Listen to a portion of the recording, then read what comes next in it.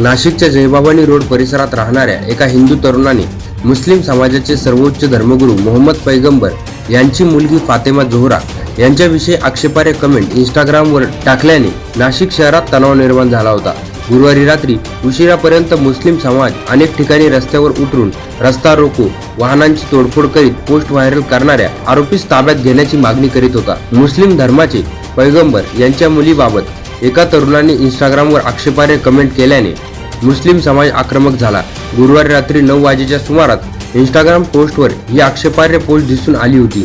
त्यानंतर मुस्लिम समाजात रोष पसरला। 400 ते 500 मुस्लिम बांधव उपनगर पोलीस ठाण्यात दाखल झाले। इंस्टाग्राम पोस्टचा निषेध करीत घोषणा दिल्या। आरोपीला तात्काळ अटक करावी अन्यथा इथून जाणार नाही अशी भूमिका धरल्याने तणाव वाढला। जयभवानी रोड आदी परिसरात पोस्टची बातमी वाऱ्यासारखी पसरल्याने काही काळ तणावाचे वातावरण निर्माण झाले। वरिष्ठांनी आरोपीला अटक करण्याचे आश्वासन दिले, पण समाज बांधवांमध्ये रोष निर्माण झाल्याने कोणीही ऐकण्याच्या मनस्थितीत नव्हते। सेंट झेवियर शाळेजवळ नाशिक कुळा रोड रस्त्यावर रस्ता रोको करण्यात आला होता। काही ठिकाणी गाड्यांची तोडफोडही करण्यात येत होती।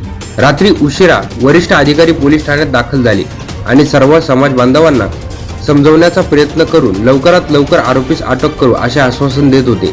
परिस्थितीचे गांभीर्य बघता रात्री उशिरा पोलिसांनी संशयित आरोपीला ताब्यात घेतले। नंतर तणाव निवळला। पोलीस आयुक्त संदीप कर्णिक, सहाय्यक पोलीस आयुक्त तसेच पोलीस उपायुक्त, पोलीस फौजफाटा तसेच पोलीस आयुक्तांच्या कर्तव्य दक्षतेने तत्काळ आरोपीला ताब्यात घेऊन परिस्थिती नियंत्रणात आणली। एनसीएन न्यूज साठी प्रतिनिधी रोहन दानी, नाशिक।